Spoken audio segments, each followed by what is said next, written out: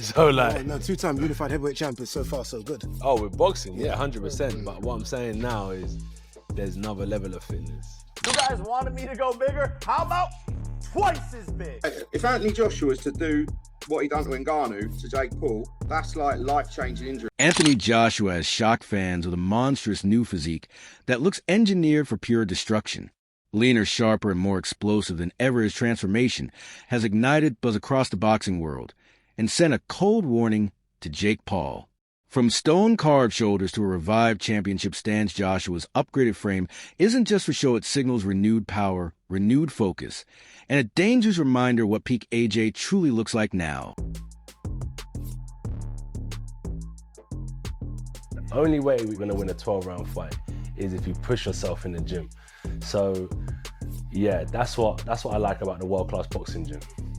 Everyone says they want to be a world champ, but people are not willing to do what it takes to become a world champ. And even in this gym, it's like you're put through the test because, I mean, it's one thing to say you want to hang out with champs and hang out with other fighters, another thing to be able to endure the workout and endure the work, so it's a big thing. He's been pushing himself. He's asking me, what can I do more? How can I be better? How can I build my fitness more? And that's really a sign of a great individual and a great champion. Joshua made it clear his size isn't some sudden transformation. It's his natural genetics, sharpened through hard work and consistent training. He said that when his natural power is fully activated, it becomes a real problem for anyone sharing the ring with him. And with Jake Paul being the next target, Joshua emphasized, he's not building muscle for appearance, he's unlocking what's already inside. Once the punches start flying, that could mean serious trouble for Jake. A lot of road work. So even though I'm big, this is just genetics. Right, definitely, yeah. It's not like I spend hours in the gym like lifting. You can't run 10 miles and only spar 4 rounds. You have to run 4 miles and spar 10 rounds. Yeah, like what I'm trying to say is gym work's important with your coach. All this stuff is just the core stuff. This stuff is just the extra add-ons that you're gonna get. But you have to have good technique. You have to have a good understanding of boxing. Like, that's your muscle, your brain. That's what a coach is gonna train you mostly. Like, he wants to train this. And if you've got that at its strongest, yeah, I feel like you'll be good. Yeah, and so far, so good. Jake Paul has openly admitted the huge size gap between him and Anthony Joshua, but instead of shying away, he's using it as motivation. He said people have spent years telling him to fight someone his own size. So he pushed the idea even further by choosing an opponent nearly twice as big. Paul called the matchup the ultimate test proof. He isn't scared of danger, criticism, or the spotlight that comes with challenging a heavyweight powerhouse like Joshua.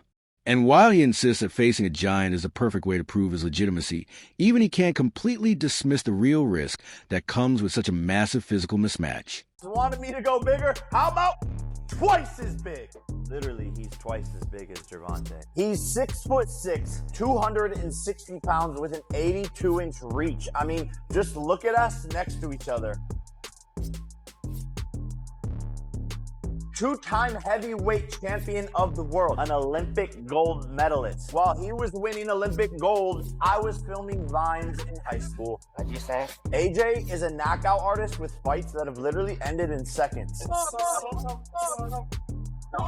He's fought legends, Klitschko, Usyk, Ruiz, Ngannou. Biggest shot. The tale of the tape for Anthony Joshua versus Jake Paul shows a matchup defined by major physical disparities. Joshua stands 6 feet 6 inches with an 82-inch reach and a natural heavyweight frame of over 240 pounds. Paul at 6 feet 1 inch with 76-inch reach and roughly 200 pounds gives up significant height, weight, and power. Joshua's reach lets him control range with ease, forcing Paul to take risks just to get inside. The weight gap also means AJ's shots carry far more stopping force, while Paul must depend on speed, footwork, and sharp timing.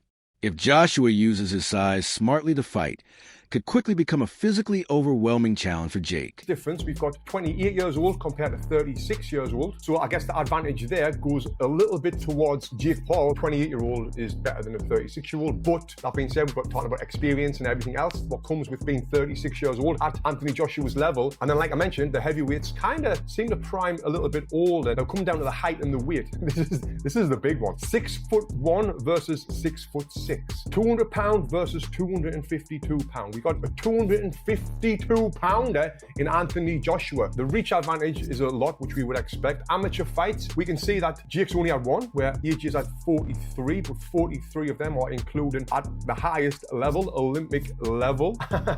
And yes, he won the Olympic bloody gold medal, if I don't need to remind you. Then the pro record, Jake Paul has had 13 fights, lost 1. AJ has had 28 fights and he's lost 4 with 25 KOs. And the one person that Jake Paul lost to was Tommy Fury. Now, can we compare Tommy Fury with Anthony? The tale of the tape for Anthony Joshua versus Jake Paul reveals a clear physical mismatch that could define the fight. Joshua stands 6 feet 6 inches with an 82-inch reach and a natural heavyweight frame of over 240 pounds. Paul, at 6 feet 1 inch with 76-inch reach and around 200 pounds, gives up major height, weight, and raw power. Joshua's reach lets him dictate distance, making it tough for Paul to move in without absorbing shots. The weight gap means AJ's punches carry far greater stopping force, leaving Paul to depend on speed angles and precise timing.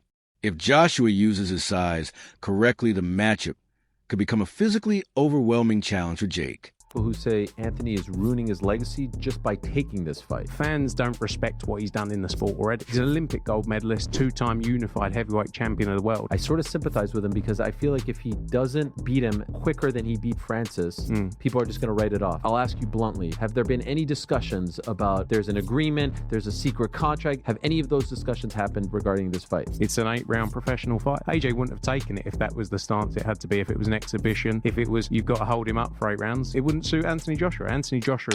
Matchroom Boxing CEO Frank Smith has taken a measured stance on the idea of Anthony Joshua facing Jake Paul. Speaking on the Ariel Helwani show, he said Joshua's return is likely, but a Paul matchup isn't in immediate plans. Smith pointed out the massive gap in pedigree, noting that Paul's rise is nothing like Joshua's path through elite opposition. Still, he confirmed that talks for a potential Paul fight in early 2026 are ongoing, showing Matchroom is willing to explore the hype while staying realistic about the unpredictability of boxing. Like Tyson fought Ngannou the first time, he was like, this isn't my cup of tea. And then obviously he ended up fighting Ngannou. And so I didn't know if this was a bridge too far for him. No, I think for AJ, it was just, look, he's done everything in the sport. He's big, like I say, he's a 2-time unified champion. He's fought the best, the elite fighters in, Alexander Usyk twice. And for him, it's just, right, I want to do things that interest me, motivate me. And obviously, if you can go and do that for a load of money against someone, fair play. I think me and Jake Paul might be more competitive than Jake Paul and Anthony Joshua. Oh, my dear. I actually want to make, as the comeback fight for Jake Paul, Eddie Hearn, Jake Paul. Wow. Yeah.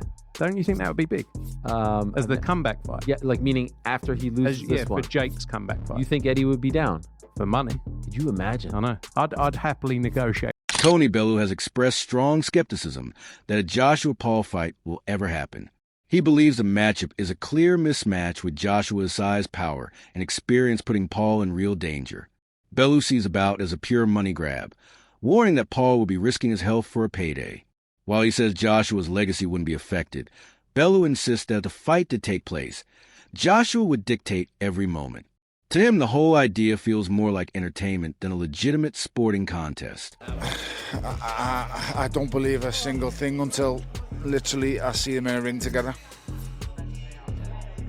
He was supposed to fight Gervonta Davis, wasn't he? Who's 5 stone lighter and is 5 stone lighter and 8 inches shorter. So I don't believe anything. Until they're in a ring together, I don't believe nothing.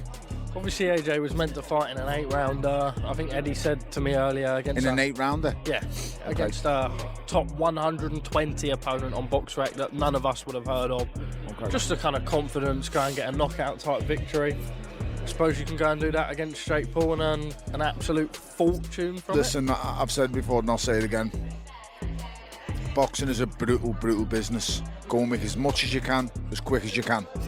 Once you've achieved your dream and goals of becoming a world champion, there's nothing left to do besides make money.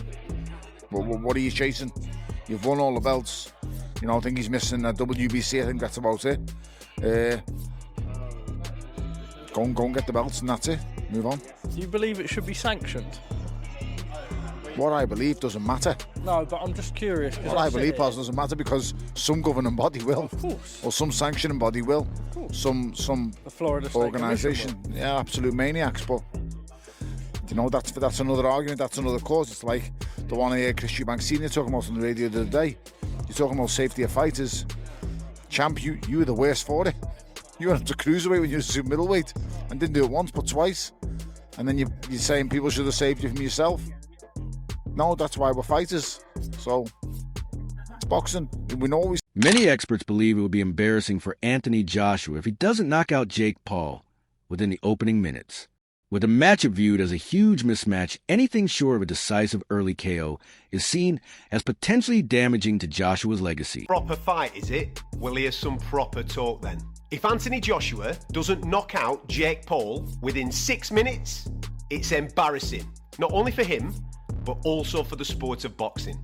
And if he does knock him out within 6 minutes, because it's a proper fight, boxing better pray that there's no lasting damage to Jake Paul. The phrase, fuck around and find out, springs to mind. This is not a game. You don't play boxing, especially not with a 2-time unified heavyweight world champion in his athletic prime. If you're gonna deal with clowns... Johnny Nelson says AJ is stuck in a no-win situation. If Jake Paul lasts the distance, it immediately raises questions about Joshua's sharpness and motivation. Critics argue a seasoned heavyweight like AJ should dispatch Paul quickly, and anything remotely competitive would only fuel the belief that this fight is more about money than a real challenge. Proper fight.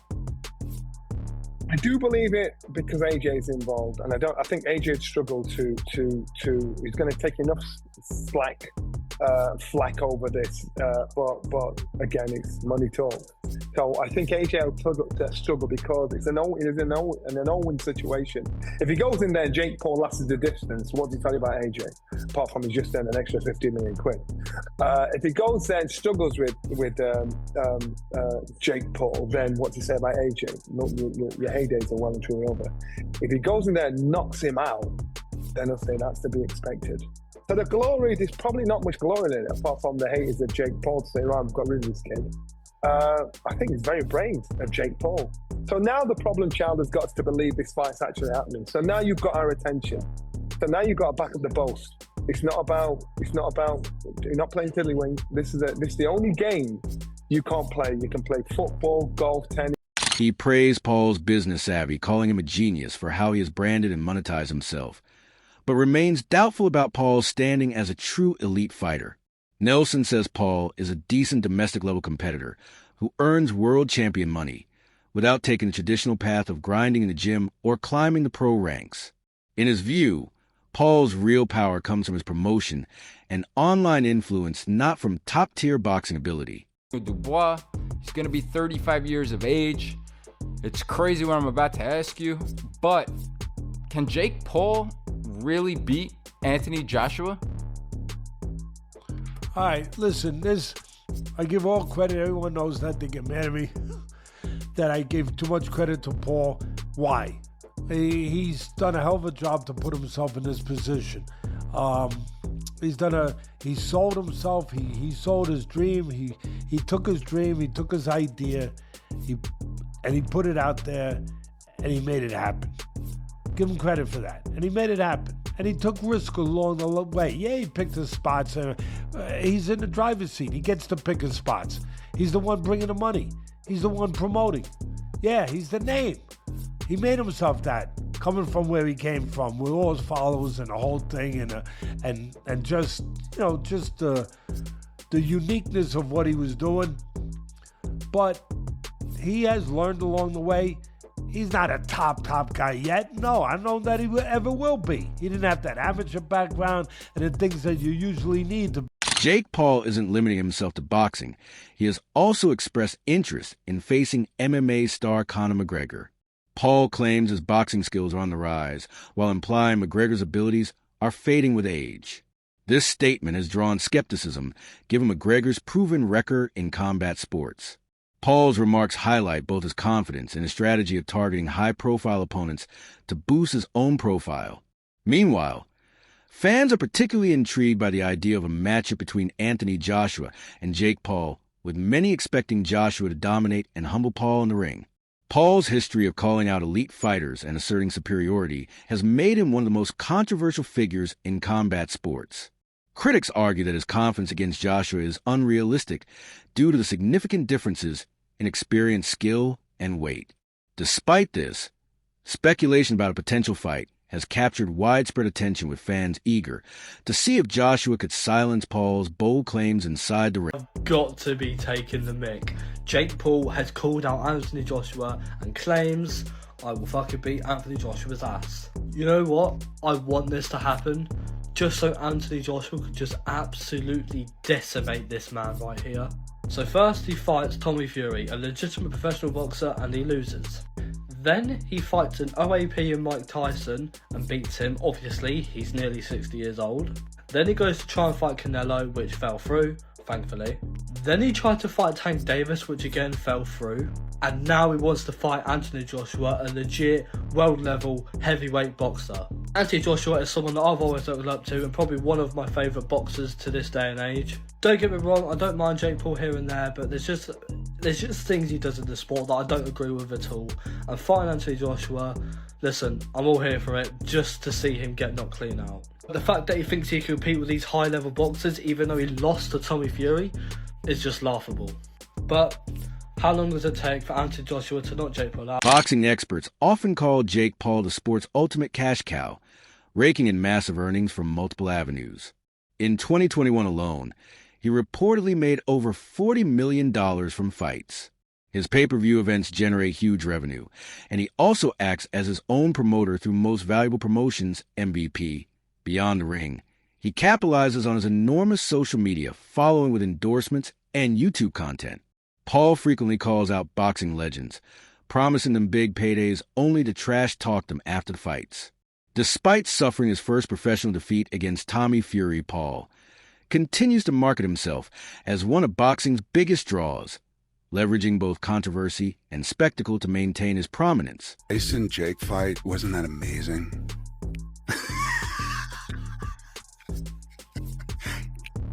Yeah.